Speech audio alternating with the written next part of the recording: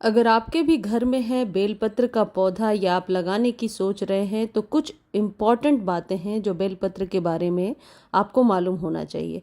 बेलपत्र भगवान शिव को बहुत प्रिय है। शिव पुराण के अनुसार बेलपत्र का पौधा घर में रखने से व्यक्ति के बुरे कर्मों का नाश होता है। घर में रहने वाले सभी सदस्यों को अक्षय फल की प्राप्ति होती है। कहा जाता है कि जिस स्थान पर बेलपत्र का पौधा लगाया जाता है वह काशी तीर्थ के समान पवित्र स्थान बन जाता है। इससे घर के सभी जो दैहिक बाधाएं होती हैं या घर में किसी भी प्रकार की नेगेटिव एनर्जी है तो उसका भी नाश होता है। अगली चीज़ ये है कि इसमें माँ लक्ष्मी का वास होता है। घर में बेलपत्र लगाने से माँ लक्ष्मी का आगमन होता है, धन और अन्न की कभी कमी नहीं होती। और ऐसा जो कुछ भी मैं आपको बता रही हूँ ये मैंने भी कहीं से पढ़ करके ही हासिल किया है। दूसरी ओर ऐसी पौराणिक कथाओं में ऐसा लिखा गया है कि भगवान शिव को बेलपत्र चढ़ाने से लक्ष्मी प्रसन्न होती हैं, क्योंकि बिल्वपत्र के पौधे की जड़ में माँ लक्ष्मी का वास होता है।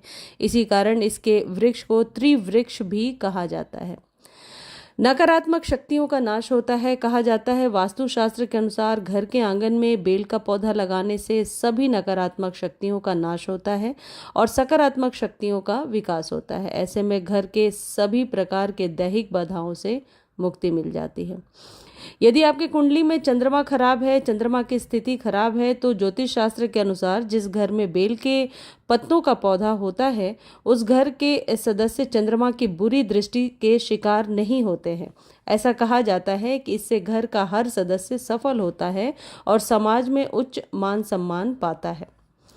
अलग अलग दिशाओं में बेल के पत्ते को लगाने का अलग अलग विधान है। शास्त्रों के अनुसार घर की उत्तर पश्चिम यानी नॉर्थ वेस्ट दिशा में लगाया गया बेल का पौधा वहां रहने वाले सदस्यों को अधिक ऊर्जावान बनाता है।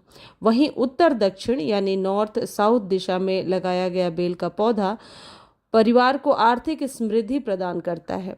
ऐसे परिवार का प्रत्येक व्यक्ति धनवान बनता है। कर्ज से मुक्ति के लिए इस दिशा में बेल का पौधा लगाना चाहिए।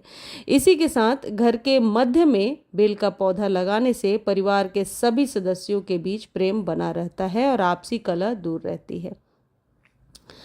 एक चीज़ और है, यदि आप अपने मेन गेट पर बेल का पौधा लगाते हैं तो बहुत लोगों की एक क्वेरी थी कि किस साइड लगाया जाए। निकलते के समय दाहिने साइड, जब आप घर से निकल रहे हैं, जो मेन एंट्रेंस है जहां से आप निकल रहे हैं, तो आपके दाहिने यानी राइट हैंड साइड में बेल का पौधा आप लगा सकते हैं।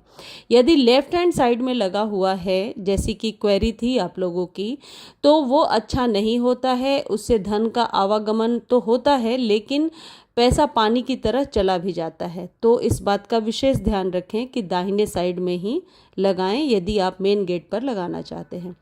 अब इम्पॉर्टेंट बात यह है कि किस दिन तोड़ सकते हैं हम बेलपत्र को। जैसा कि सावन में हम पत्ते को तोड़ते हैं और फिर शिव जी पर चढ़ाते हैं, तो वास्तुशास्त्र के अनुसार अष्टमी, पूर्णिमा तिथि या किसी भी महीने की अमावस्या को बेल के पत्ते नहीं तोड़ने चाहिए। ज्योतिष शास्त्र के अनुसार बेलपत्र का पत्ता कभी बासी नहीं होता। अगर आपके पास पूजा के लिए बेलपत्र का पत्ता नहीं है तो आप दूसरे का चढ़ाया हुआ बेलपत्र भी धोकर दोबारा पूजा में इस्तेमाल कर सकते हैं।